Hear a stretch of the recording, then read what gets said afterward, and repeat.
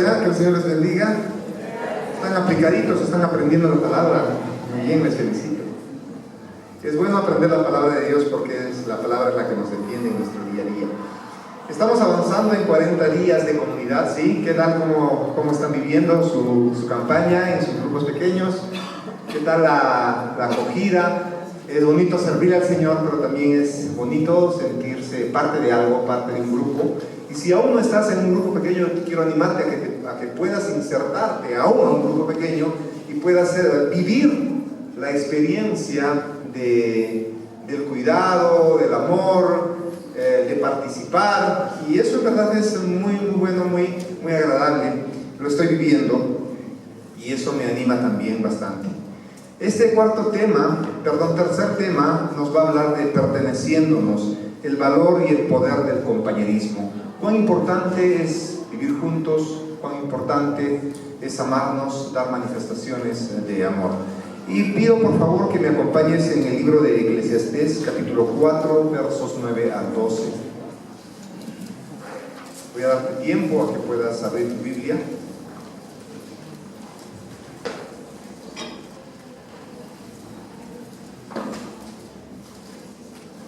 Estamos en ayuno, ¿verdad? Puedo tomar agua. Si te has olvidado, no importa, te vas a quedar al ayuno a orar.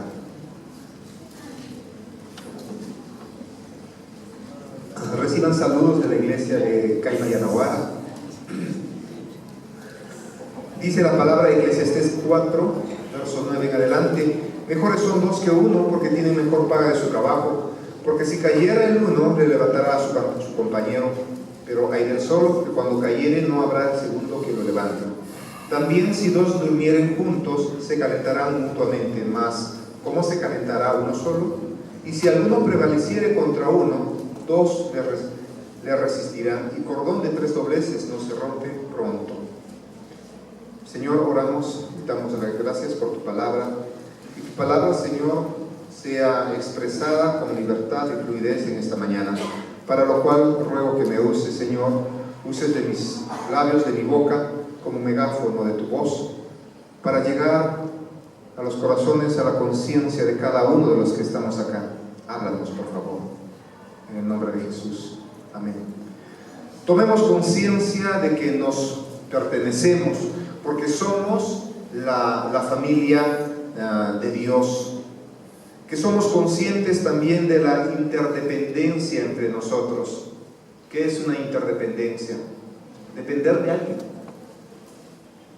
No estoy con esto queriendo decir que si no está ese alguien me voy a morir, pero sí sabemos que cuando conocemos a alguien vamos a manifestar nuestro amor, nuestro cariño a la otra persona, y también esperamos de esto. Aunque estamos hablando del amor ágape, es dar sin esperar nada a cambio. Y cada uno debe tener ese concepto del amor, dar sin esperar nada a cambio. Y sí, como personas y seres humanos necesitamos las expresiones de amor. Y déjame decirte que la tecnología también ha buscado hacernos la vida más fácil, más placentera, porque tenemos en casa un televisor con un control remoto que no necesitamos pararnos para cambiar de los muchos canales que pueden haber allí. Tenemos los teléfonos, los smartphones, en el cual podemos buscar respuestas y nos lo va a dar. La tecnología nos hace la vida más fácil, más placentera, pero también nos está llevando a la soledad. Porque cuando nos sentamos a la mesa, lo primero que hacemos, cuando estamos en un restaurante, estamos esperando a que llegue la comida, muchos sacamos el teléfono y empezamos a revisar nuestro Facebook, el WhatsApp, fotos, buscar cuántos amigos tengo, y a veces pensamos que la cantidad de amigos, de amistad, se remite tan solamente a la cantidad de amigos que tienes en el Facebook.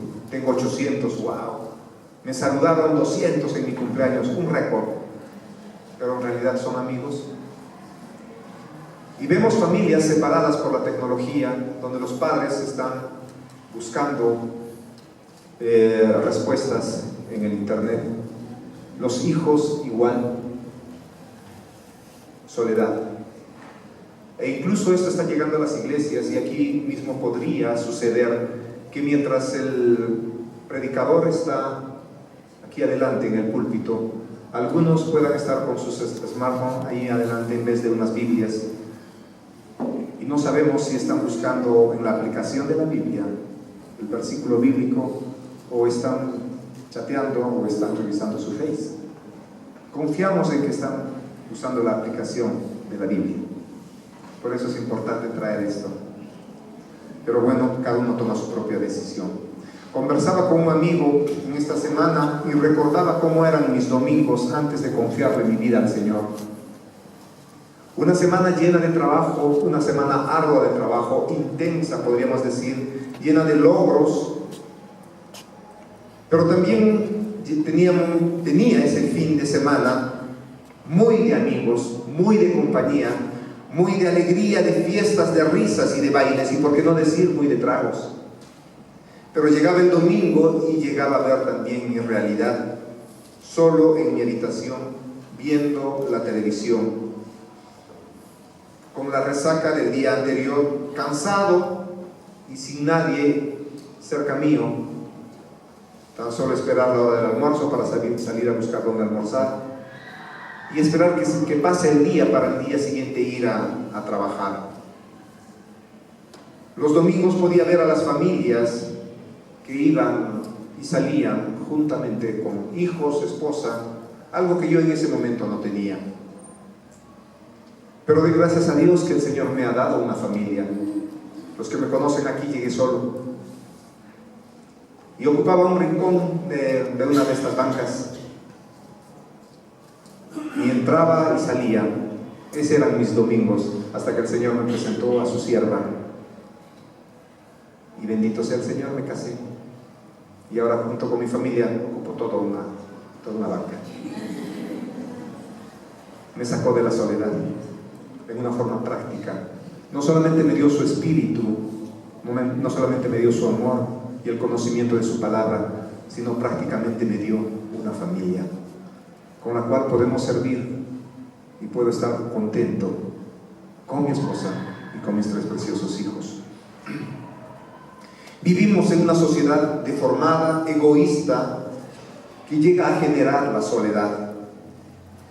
Y vamos a meditar en 4 versículos de un libro que todo cristiano debería leer a profundidad. Estoy hablando de Eclesiastés. El capítulo 4, el autor nos va a presentar justamente esto: una sociedad deformada aquí debajo del sol, que sufre violencia, explosión, opresión y soledad sobre todo.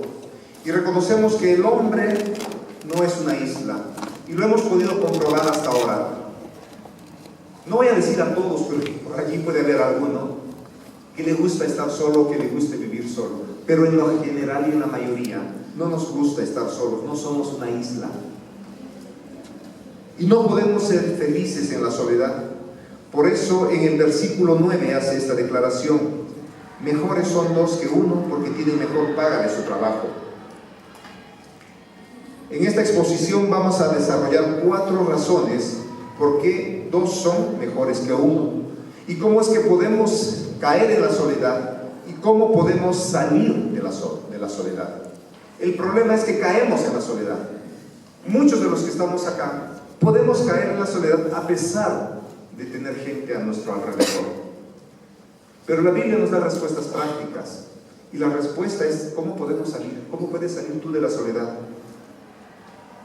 Y el primer punto sería de por qué son 2 mejores que 1: porque consigo ayuda en la debilidad. El verso 10 dice: porque si cayeren, el uno le levantará a su compañero, pero ay del solo, que cuando cayere no habrá segundo que lo levante. Y cuando estamos en debilidad, qué feo se siente. Y cuando estamos en angustia y en soledad, en crisis, qué feo se siente, qué triste es estar solo. Porque no vamos a encontrar una mano amiga que nos levante. No vamos a encontrar a alguien que ponga su hombro para simplemente llorar. De repente no nos va a dar la solución, pero tan solo necesitamos el hombro de alguien en quien poner nosotros nuestra frente y simplemente llorar, o simplemente sentir el abrazo de alguien, o simplemente escuchar a alguien decir: tú me importas, a Dios le importas. Y esa es una gran verdad, tú a Dios le importas. Y quiero decirte que también a mí me importas, porque a mí Dios me ha sacado de la soledad, y sé lo que es la soledad, a pesar de que vengo de una familia grande, de 7 hermanos, papá y mamá. Nos trasladamos a Primera de Reyes, capítulo 18, y vamos a ver esta preciosa historia del profeta de Dios, el profeta Elías, donde se grafica cómo un hombre puede llegar a la soledad. Déjame narrarte a grandes pasos, porque no vamos a leer toda la historia, lo cual nos llevaría a toda la prédica. Solo quiero tomarlo en este punto. Vemos ustedes conocen, han leído la Biblia, y para los que no han tenido la oportunidad, déjame narrarte a grandes pasos, pero puedes leerlo en casa, el capítulo 18. Llegamos a ver a un Elías triunfante, un hombre de Dios, imponiéndose delante de 450 profetas de Baal, todos ellos seguros que sus dioses paganos podían hacer grandes cosas a la vista de toda la sociedad de aquel entonces. Pero allí estaba un hombre solo, tan solo con su Dios, delante de estos 450. Y conocen la historia, donde estaba el altar allí, y los 450 profetas de Baal empezaron a orar, a clamar, a suplicar, a arrodillarse, a romper sus vestiduras, a cortarse y todo, con tal de ver el poder de su Dios quemando ese altar. Pero no ocurrió nada. ¿Qué hizo Elías? Oró a Dios, pero previamente había mojado incluso el altar. ¿Y qué pasó? Cayó fuego del cielo y se manifestó la gloria de Dios y el poder de Dios. Pero luego transcurre el capítulo 19 y nos vemos a este mismo hombre que había sido usado grandemente por Dios. Se ve amenazado por una reina pagana, se ve amenazado de muerte, y viendo el peligro él se levanta y empieza a huir del escenario, y se va por el desierto hacia el sur. Pero Dios no lo deja solo, y envía un ángel, y él camina por 40 días y 40 noches, y por fin llega al monte Horeb. ¿Y qué hace allí? Se mete a una cueva, se esconde, deprimido, solo, angustiado, asustado y temeroso. ¿Dónde está este hombre que antes había manifestado el poder de Dios? ¿Dónde está su fe? ¿Dónde está aquel hombre que con solamente en su oración, por su oración, Dios había hecho grandes cosas? ¿Dónde estaban sus triunfos?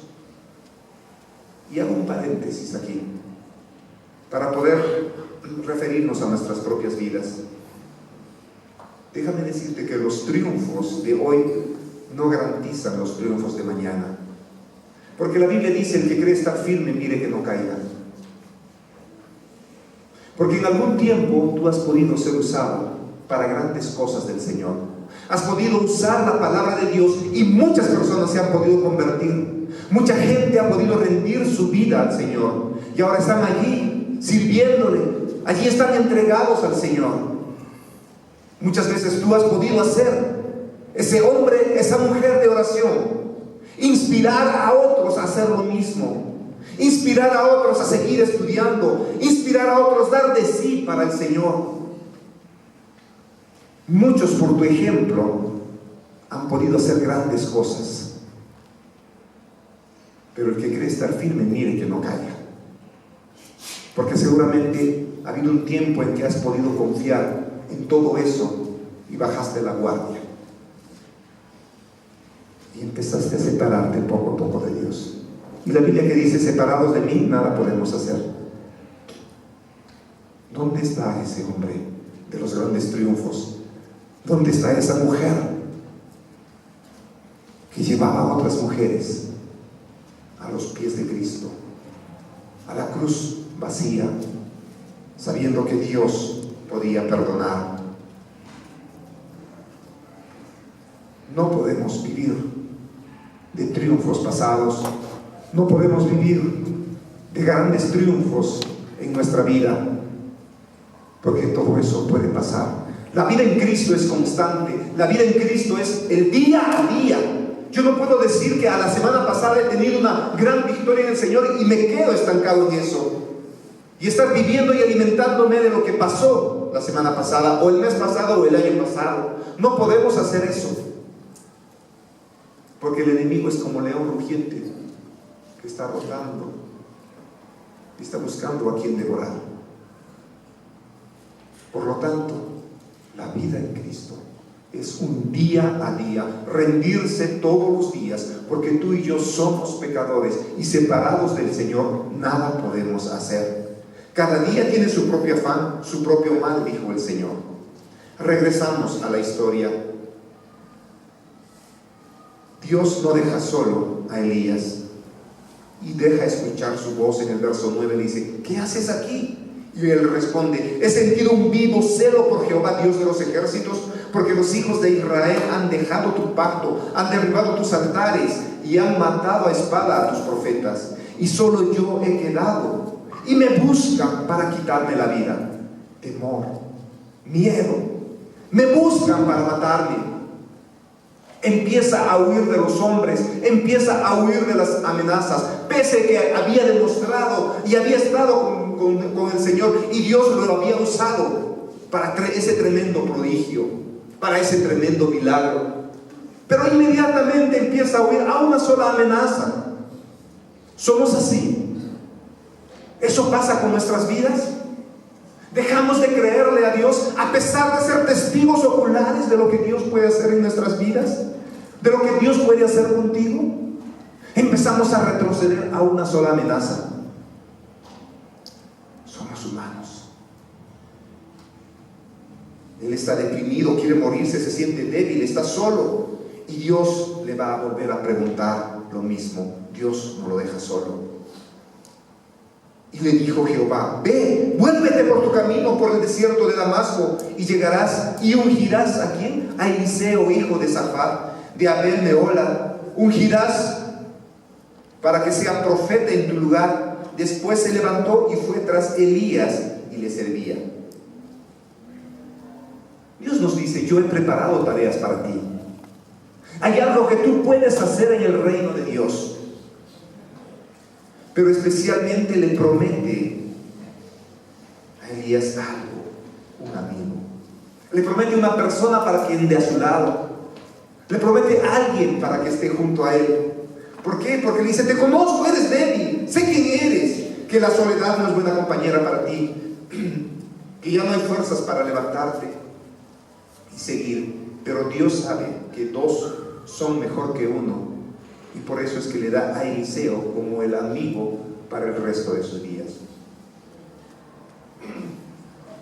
Santiago 5:17 dice que Elías era un hombre sujeto a pasiones semejantes a las nuestras, y oró fervientemente para que no lloviese, y no llovió sobre la tierra por 3 años y 6 meses.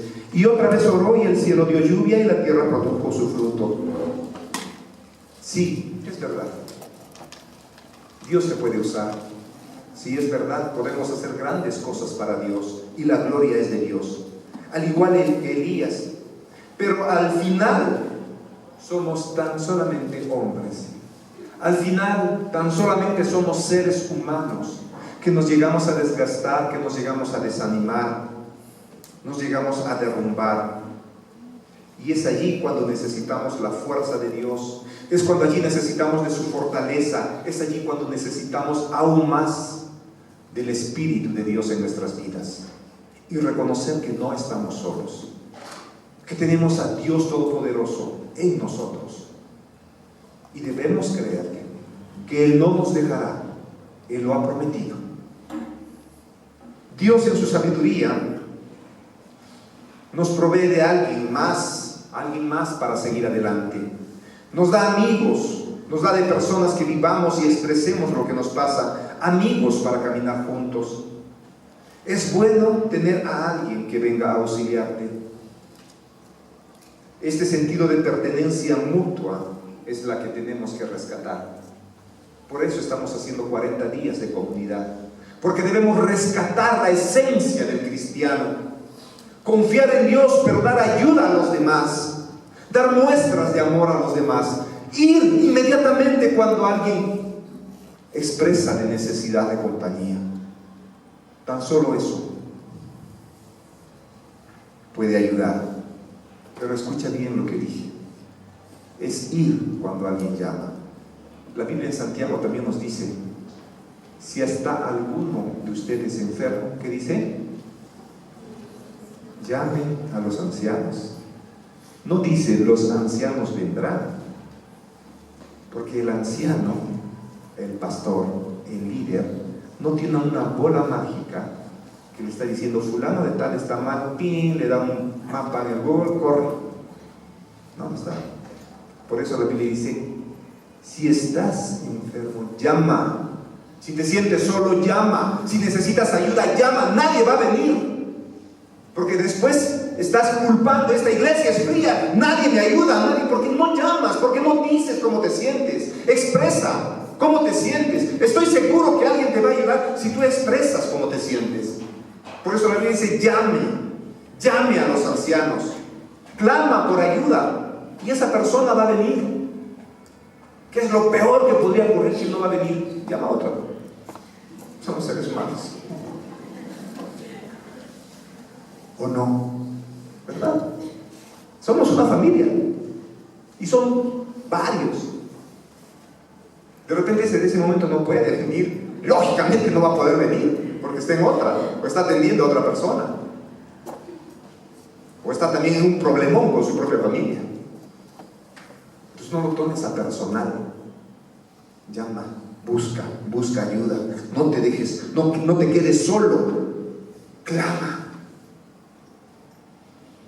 Este sentido de pertenencia mutua, hermanos, que tenemos que rescatar para levantarnos. Debemos demostrar ese sentido, que juntos somos mejores, que mejores son dos que uno, que podemos conseguir ayuda en medio de la debilidad.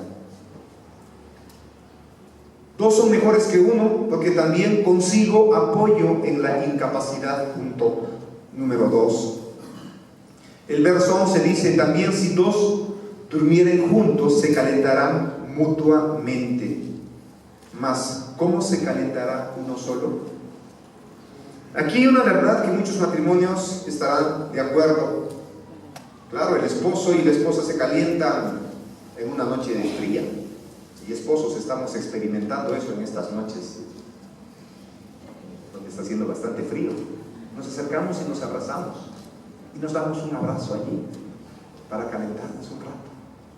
Qué bonito, ahí estamos sonriendo. Claro, porque es verdad.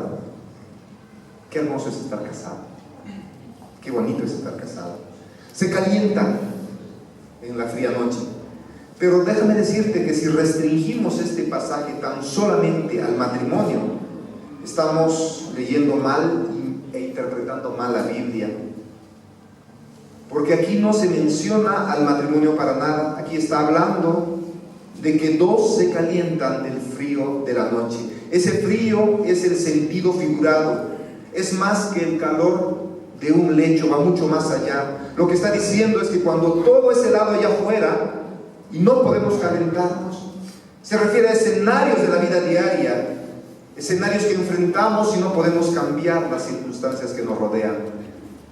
Es cuando allí necesitamos de alguien más para poder expresar y hablar cómo nos sentimos y poder sentir el calor humano de otra persona en sus palabras, en su mirada, en su abrazo. Y el libro de Ruth, en el libro de Ruth está la historia de Noemí, y que tiene una familia completa.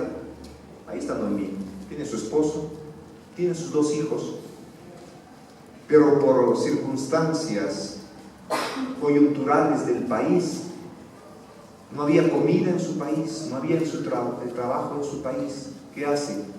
Migra, se va hacia otro lugar, se va al extranjero y allí sus 2 hijos se casan con 2 mujeres extranjeras. Pero la historia sigue siendo triste. ¿Por qué? Porque la palabra de Dios nos dice que murió Elimelech, marido de Noemí, y ella se quedó solo con sus 2 hijos. Pero también luego los 2 hijos murieron, Malón y Kelión, quedando así la mujer desamparada de sus 2 hijos y de su marido. Y esto hay que entender en el contexto cultural, religioso, social de aquellos tiempos, porque una mujer viuda no podía conseguir grandes cosas, no podía trabajar, vivía prácticamente de la caridad. Ella habla con sus 2 nueras, son ahora 3 tristes viudas. Ella desea regresar a su país. Una de ellas se va, la otra no, la otra se queda. La que se queda tiene nombre de Ruth y le dice: no me ruegues que te deje y me aparte de ti, porque a donde quiera que tú fueres, iré yo, a donde quiera que vivieres, viviré. Tu pueblo será mi pueblo y tu Dios mi Dios. Donde tú murieres, moriré yo, y allí seré sepultada.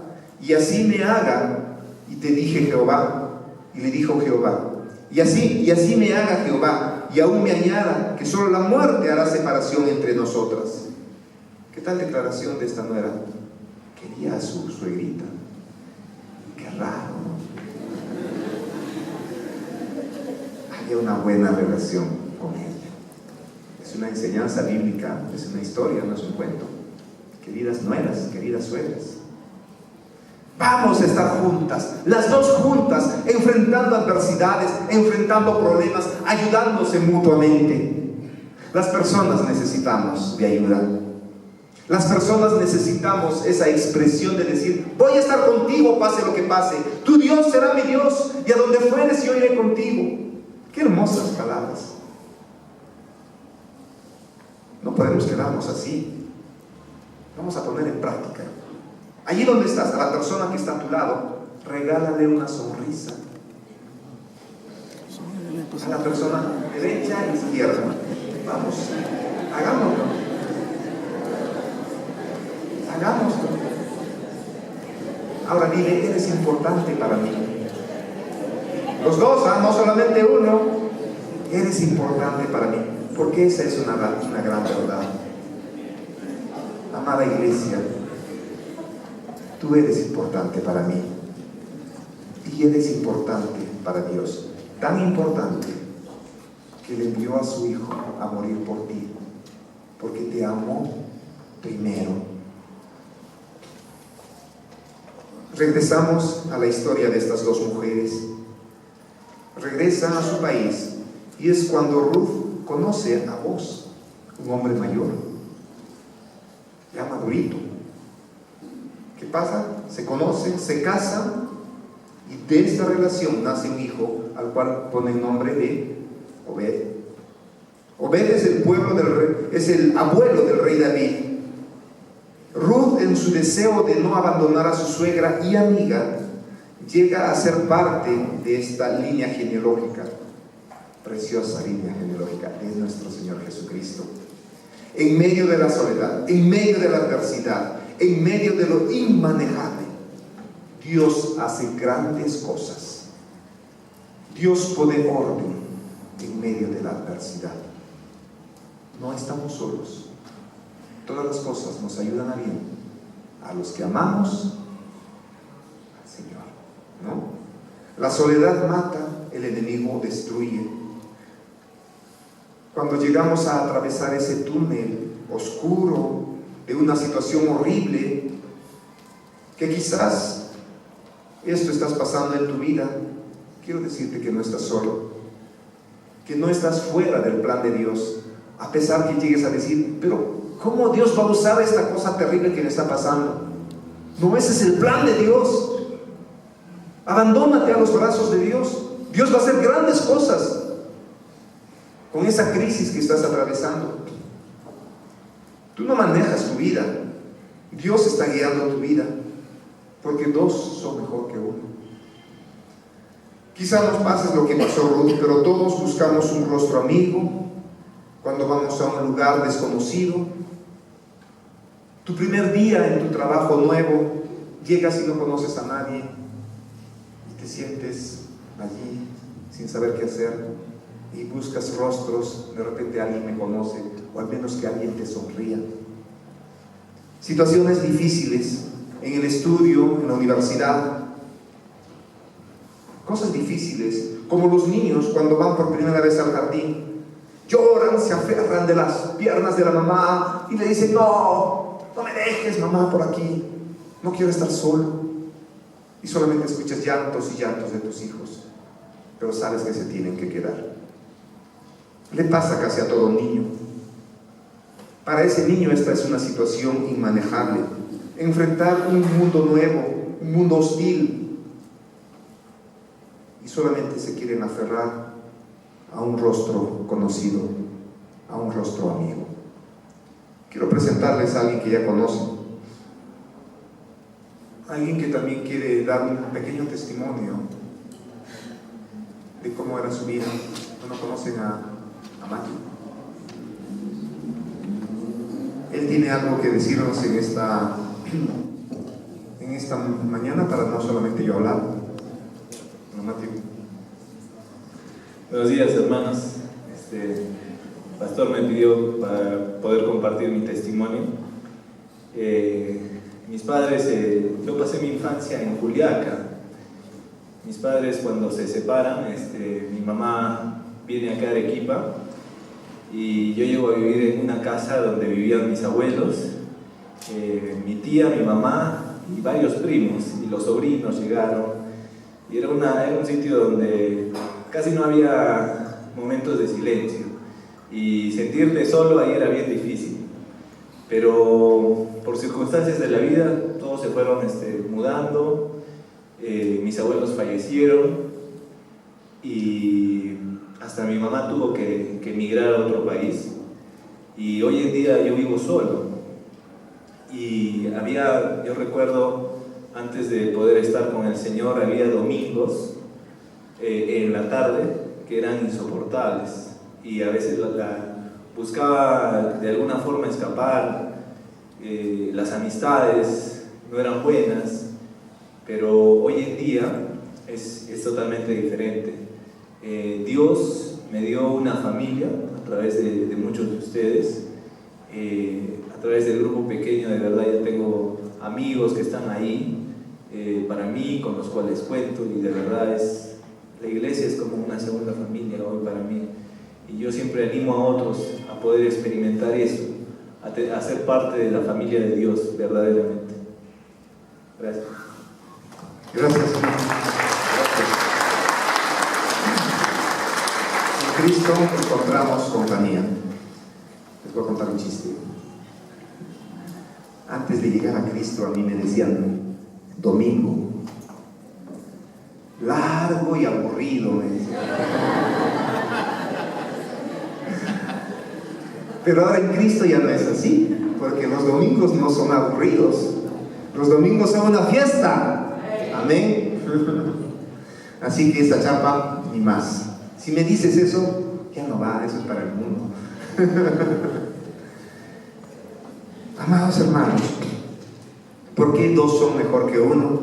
Porque consigo una alianza en la inseguridad.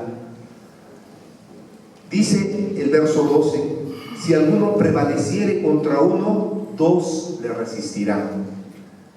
Otra versión nos dice: y uno solo puede ser atacado y vencido, pero dos, espalda contra espalda, pueden resistir y triunfar. Frente a las ocasiones de peligro, dos pueden resistir mejor. Nos trasladamos a la historia de Saúl, quien fue elegido como primer rey de Israel, un vencedor, un campeón, un hombre grande, un hombre fuerte, imponente para todos. Pero llegaban las guerras y aparece Goliat. ¿Sabían ustedes quién es Goliat? ¿Saben? No voy a hablar quién es él. Pero aparece otra persona en el escenario, un adolescente, que llega a vencer a este gigante. David hace eso en la dependencia de Dios. Y es por eso que Saúl toma a David, lo toma como su engreído, como su amigo, alguien a quien enseñar, alguien a quien llevar adelante, alguien que esté junto a él. Pero regresando a casa ocurre algo que él no se esperaba. Las mujeres empezaron a cantar. Las mujeres empezaron a alabar a David más que a Saúl. Y Saúl, hombre egocéntrico, empieza a tener inseguridad y nace un celo tan profundo en el corazón de Saúl que en más de una ocasión quiso matar a David. Y no tuvo otra alternativa más que huir. Pero allí mismo en el capítulo 18 de Primera de Samuel aparece otro personaje, Jonatán. Dice la palabra que Jonatán, por su parte, entabló con David una amistad entrañable y llegó a quererlo como a sí mismo. Tanto lo quería que hizo un pacto con él. Jonatán naturalmente debería ser el próximo rey por sucesión. Pero Jonatán sabía del plan de Dios. Sabía que Dios había escogido a David y que Dios había desechado a su padre. Y por esa alianza con David no solo aceptó esta decisión de Dios, también fortaleció una y otra vez a David. Lo protegió de la furia homicida de su propio padre. Y así en muchas ocasiones salvó la vida. ¿Por qué? Porque dos son mejores que uno. Y cuando hay peligro, es Dios quien provee a un aliado. Qué bueno es tener una mano amiga. Qué bueno es saber que conocemos de alguien, sabemos de alguien que nos va a ayudar cuando hay peligro. ¿Sabes y conoces tú quién es ese alguien? De hecho, el Señor sí, pero Dios pone personas. Pero quiero preguntarte, ¿tienes tu amigo? ¿Tienes tu yunta? ¿Tienes tu causa? ¿Tienes tu chochera? Al cual puedas contar tus problemas y saber que te va a ayudar. ¿Sabes que tienes esa mano amiga allí? Bueno, los esposositos, ¿no? Pero es bueno tener una mano amiga. Es bueno tener a alguien que nos auxilia. Es bueno saber que contamos con alguien. Mira a tu alrededor. Todos debemos de ser esa mano amiga. Punto 4. ¿Por qué dos son mejores que uno? Porque consigo un aval en medio de la incredulidad. Y cordón de tres dobleces no se rompe pronto, dice Eclesiastés 4:12. En otra versión nos llega a decir, tres son aún mejores, pues una cuerda triplemente trenzada no es fácil de romper. Nos trasladamos esta vez al libro de los Hechos, que nos relata la experiencia de conversión de Saulo de Tarso. Sabemos quién era este hombre: religioso, fanático, perseguidor de cristianos, asesino de cristianos, quien tenía la autorización y el aval de todas las autoridades religiosas de ese tiempo y políticas también. Tenía carta libre de ir en contra de todos los cristianos, pero él no contaba que tenía que tener un encuentro personal con Dios, y queda ciego por 3 días. Y él está allí ayunando y orando. Y Dios es allí cuando comisiona ¿a quién? A Ananías, un cristiano, podríamos decir, común y silvestre. Y al saber Ananías que tenía esta labor de ir donde Saulo de Tarso, empieza a temblar. ¿Cómo voy a ir donde Saulo está loco? ¿Me va a matar? A la primera. Pero pudo más la obediencia. Qué bueno es obedecer a Dios. Va, obedece a Dios, fortalecido por el propio Señor. Y Hechos 9:17 dice: fue entonces Ananías y entró en la casa, y poniendo sobre él las manos dijo: hermano Saulo, el Señor Jesús se te apareció en el camino por donde venías, y me ha enviado para que recibas la vista y seas lleno del Espíritu Santo. Ocurre el milagro. Como escamas de sus ojos, caen de Saulo y recupera la visión. Comienza a predicar, comienza a hablar de aquel Dios maravilloso. La gente se queda extasiada al escucharlo. Los judíos allí también se escandalizan. Y aún el rey Damasco se confabula, ¿para qué? Para matarlo. Tan dramática era la escena que tienen que descolgarlo de noche por el muro en un canasto. Y aquí recién empieza el problema. En Hechos 9:26 dice que cuando llegó a Jerusalén trataba de juntarse con los discípulos, pero todos le tenían miedo, no creyendo que fuese discípulo. Saulo entre dos fuegos. Por un lado, aquellos que lo odiaban por ser un traidor, y por otro lado los cristianos que desconfiaban de él. Y aquí aparece ese cordón de 3 dobleces, ese tercer cordón. ¿Quién es? Hechos 9:27. Entonces Bernabé, tomándole, le trajo a los apóstoles, y empieza a contar la historia. Ese cordón de 3 dobleces en ese momento es Bernabé. Bernabé, un hombre que se las juega por Saulo, un hombre que tenía prestigio entre los apóstoles. Bernabé, hijo de consolación, funciona como el aval de Saulo en medio de una incredulidad generalizada para con su persona. Los cristianos corremos el riesgo de ser religiosos, puesto que no llegamos a aceptar a todas las personas que entregan su vida a Cristo. Empezamos a estigmatizar a las personas y a catalogarlas de cómo eran antes, de cómo son. ¿Qué pasaría si una prostituta viene a nuestra iglesia y se sienta al lado tuyo? Con todo como es, con su perfume fuerte, su maquillaje muy acentuado y con la peculiaridad de sus cabellos y también de sus vestiduras. Se sienta al lado tuyo, el predicador empieza a exponer la palabra y al final hace un llamado para toda aquella persona que quiera entregar su vida a Cristo y reconocer que es pecador. Ella, como un resorte, se levanta y entrega su vida a Cristo. Para ella una nueva vida, para ella un nuevo comienzo. Empieza a asistir a la iglesia totalmente diferente, con un nuevo corte de cabello, menos maquillaje, nueva ropa. Empieza a llevar mi nueva alianza con Dios, se bautiza y toda la iglesia, ¡yeah! Gloria a Dios, aleluya, victoria del Señor. Pasa el tiempo y esta mujer y tu hijo se chequean. Esta mujer y tu hijo se enamoran. Esta mujer y tu hijo se acercan a ti y te dicen que no solamente quieren ser amigos, sino que quieren entablar una relación seria. ¿Qué nos pasa a nosotros como padres?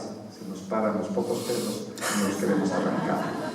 No es posible, pero hay tantas mujeres en la iglesia, ¿cómo es posible? Ella era una prostituta. ¿Por qué? ¿Por qué te has fijado en ella?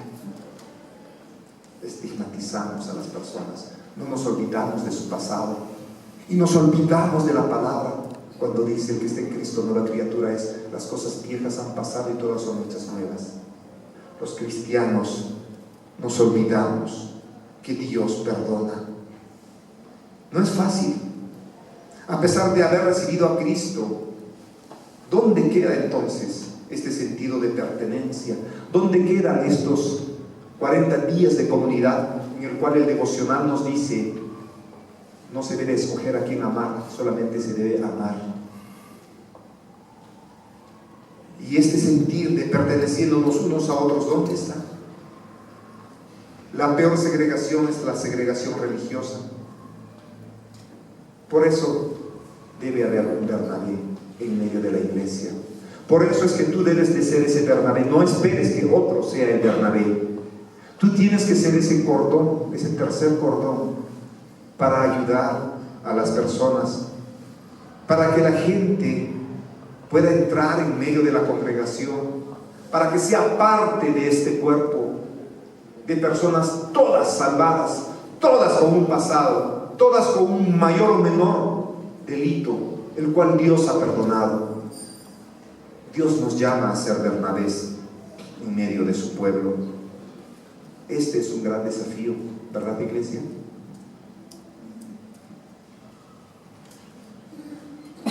Debemos entender que no estamos aquí para adoptar una religión, sino para tener vida y tener vida en abundancia. Aprendamos a amar. Quizás te sientas solo en este día, quizás te sientas traicionado, incapaz de continuar adelante, debilitado por circunstancias que puedas estar viviendo, yo no sé cuáles. Posiblemente estás rodeado de factores alrededor de tu vida que hacen inmanejable tu situación. A lo mejor sientes el peligro de vivir en una sociedad tan complicada como la actual, como la nuestra. Es cuando necesitas de un aval. Es cuando necesitas de un Bernabé para ser aceptado en la iglesia de Cristo. Sea como sea, recuerda que 2 son mejor que 1 y cordón de 3 dobleces no se rompe fácilmente. En estos días estamos aprendiendo a vivir este sentido de pertenencia. Qué bueno es poder demostrar ese amor genuino a la persona que está a mi lado, a la persona que necesita de Cristo, a la persona transformada por Cristo, a la persona que está en proceso de transformación y a la persona que aún no ha sido transformada por Cristo. Esa es tu labor, iglesia, ser el Bernabé, aceptar a las personas, mostrarle que les amas. ¿Por qué? Porque yo también he sido transformado por Él, igual que tú. Y la única forma que podemos transformar y trastornar al mundo es amándonos acá y amando allá afuera. Y en esto conocerán que son mis discípulos, si os amáis los unos a los otros. No es aprendiendo que... Es bueno aprender, no estoy diciendo que no sea así. Puedes aprender toda la Biblia de memoria. Pero si no hay amor, no sirve de nada. Puedes entregar tu cuerpo a que sea quemado, pero sin amor no sirve de nada. Y la única forma que vas a demostrar ser discípulo de Cristo es que se amen unos a otros. Oramos. Señor, ora en esta mañana dándote las gracias. Gracias por este tiempo, gracias por el privilegio de poder estar en tu presencia y de orar. Gracias porque sabemos que nos escuchas. Quiero orar por tu iglesia, Señor, para que seamos una iglesia que sepamos a poner en práctica de tu amor. Pero también quiero llegar en esta mañana,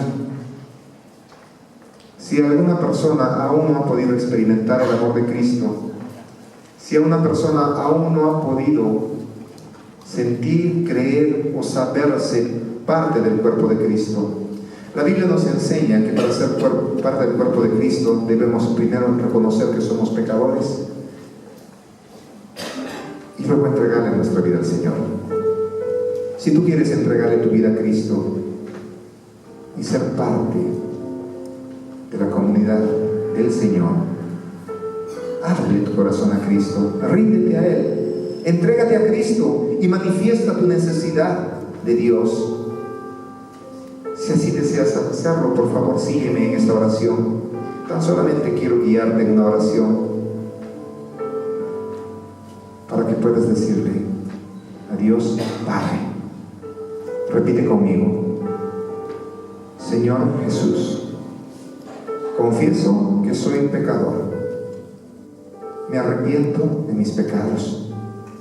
Te abro mi corazón. Entra en mi vida. Sé tú mi Dios y mi Salvador. En el nombre de Jesús. Amén. Así orando, todavía no levanten sus rostros, por favor. Yo quisiera saber si alguno de ustedes me acompañó en esta oración y en esta mañana ha entregado su vida a Cristo. Por favor, levanta tu mano y dame el privilegio de orar por ti. ¿Alguno de ustedes ha entregado su vida a Cristo? Gloria a Dios, gloria a Dios, gloria a Dios. ¿Alguien más, por favor? ¿Alguien más? Veo 3 manos levantadas. ¿Alguien más? Te voy a invitar a que te puedas poner de pie allí donde estás para poder orar por ti. A las 3 personas que levantaron sus manos, seguramente te están identificando y te van a obsequiar un texto. Padre, oro por estas valientes personas 2 damas y un varón, Señor. Nombres que en este momento están siendo escritos en el libro de la vida, dice tu palabra. Y ruego envíes a tus ángeles de protección alrededor de su vida. Y como iglesia podemos decirlos bienvenidos al cuerpo de Cristo. Oramos en la autoridad de Cristo Jesús, por sus vidas, por sus familias. Gracias, Señor. En el nombre de Jesús. Amén. Iglesia de Dios, ¿por qué no les damos un aplauso en señal de amor a estas 3 valientes personas? Pueden tomar asiento.